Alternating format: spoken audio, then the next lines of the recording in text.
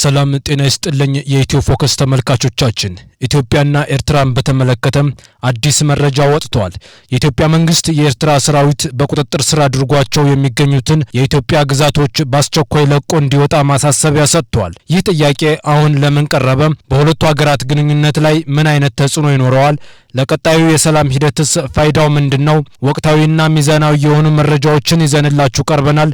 እስከ ፕሮግራሙ ፍጻሜ ድረስ አብራችሁን ቆዩ። ኤርትራ የኢትዮጵያን ግዛቶች ለቃ እንድትወጣ መንግስት አሳሰበ።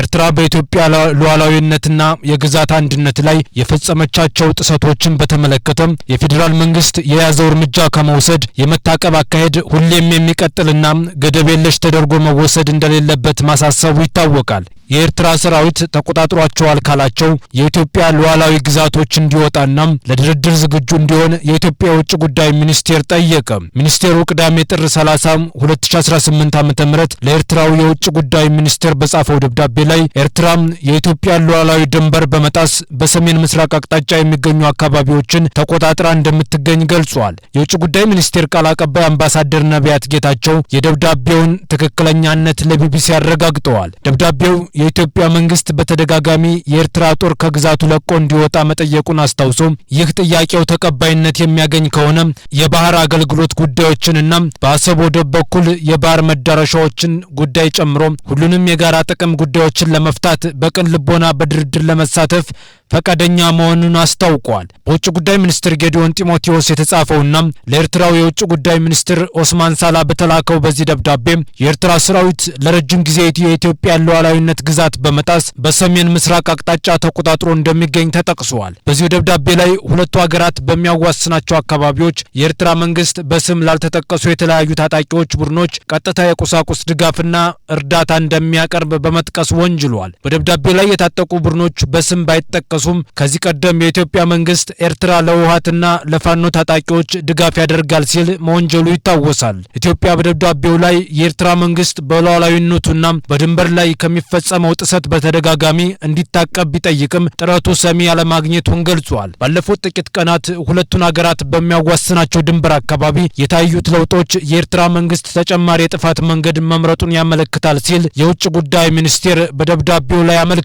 የውጭ ጉዳይ ሚኒስቴር የኤርትራ መንግስት በደብዳቤው ላይ በስም ካልጠቀሳቸው ታጣቂዎች ጋር የኤርትራ መንግስት ወታደራዊ እንቅስቃሴ እያደረገ ይገኛልም ብለዋል። በሰሜን ምስራቃዊ የኢትዮጵያ ድንበር የኤርትራ ጦር ወታደሮች ወደ ኢትዮጵያ ግዛት ዘልቀው በመግባታቸውና በሰሜን ምዕራብ የአገሪቱ ድንበር ደግሞ የኤርትራ ጦር ከአማጺ ቡድኖች ጋር እያደረገው ያለው የጋራ ወታደራዊ እርምጃ ጸባጫሪነት ብቻ ሳይሆን ፍጹም የሆነ ወረራ ነው ሲል ድርጊቱን አውግዟል። አክሎም ይህን ተቀባይነት የሌለውን ሁኔታ ለማቆም የኤርትራ መንግስት ወታደሮቹን ከኢትዮጵያ ግዛት በአስቸኳይ እንዲያስወጣና ከአማጺ ቡድኖች ጋር ያለውን ትብብር እንዲያቆም በይፋ እንጠይቃለን ብለዋል። የሁለቱን ሀገራት የጋራ ብሔራዊ ጥቅምን ባስከበረ መልኩም በላቀ የመከባበር ስሜት ለመመካከር ዝግጁ ነው ያለው የውጭ ጉዳይ ሚኒስትሩ ደብዳቤ አሁን በኤርትራ በኩል የተከፈተው ትንኮሳ ግን በምንም መመዘኛ ተቀባይነት የሌለው መሆኑን አስታውቋል።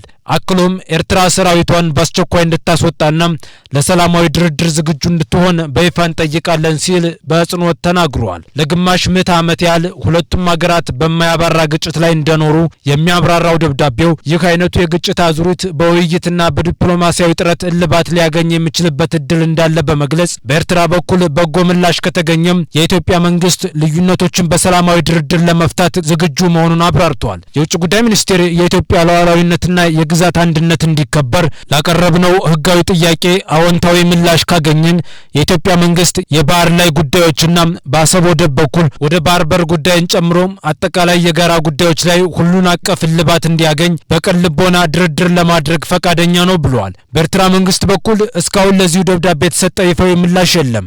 የጋራ መከባበርና መተሳሰብ ግንኙነትን ለመፈተሽ ቆርጠን ተነስተናል ያለው የውጭ ጉዳይ ሚኒስትሩ ደብዳቤ ቀና ምላሽ እንደሚያገኝ ተስፋውን ገልጿል። በዚህ ዓመት መጀመሪያም መስከረም ወር መገባደጃ ላይ የኢትዮጵያ የውጭ ጉዳይ ሚኒስቴር ለተባበሩት መንግስታት ድርጅት ዋና ጸሐፊ አንቶኒዮ ጉተሬዝ በጻፈው ደብዳቤ የኤርትራ መንግስትና ህዝባዊ ወያኔ ሓርነት ትግራይ ጸምዶ በሚል ጥምረት ኢትዮጵያ ላይ ጦርነት ለመክፈት እየሰሩ ነው ሲል ከሷል። በጥር ወር መጀመሪያ ላይ ደግሞ የኢትዮጵያ ፌዴራል ፖሊስ የኤርትራ መንግስት ከኢትዮጵያ የውስጥ ባንዳዎችና ታሪካዊ ጠላቶች ጋር በማበር በትግራይ ህወሓት በኩል የተላኩ ያላቸውን ከ56,000 በላይ የተለያዩ የጦር መሳሪያ ጥይቶች ታጣቂዎችን በቁጥጥር ስር መዋሉን አስታውቋል። ኢትዮጵያ የጎረቤት ሀገር ኤርትራ መንግስት በአማራ ክልል ለሚንቀሳቀሱት የፋኖ ታጣቂዎች የተለያዩ አይነት የጦር መሳሪያ ጥይቶችን እየሰጠ ነው ስትል በተደጋጋሚ ከሳለች። ባለፈው ዓመት ሐምሌ ወር እንዲሁ የኤርትራ ጦር አባላት በኢትዮጵያ ድንበር ያሉ አካባቢዎችን ተቆጣጥረው እንደሚገኙና የከፋ ጥሰቶች መፈጸም መቀጠላቸውን ሪፖርት እየወጡ እንደሆነ ኢትዮጵያ ለተባበሩት መንግስታት ድርጅት መግለጹ አይዘነጋም። በተባበሩት መንግስታት ድርጅት የኢትዮጵያ ተወካይ አምባሳደር ጸጋብ ክበባው የከፉ የሰብአዊ መብት ጥሰቶች በድንበር አካባቢዎች እንደሚፈጸሙ ሪፖርቶች መውጣታቸውን ቀጥለዋል ሲሉ ነበር በወቅቱ የተናገሩት።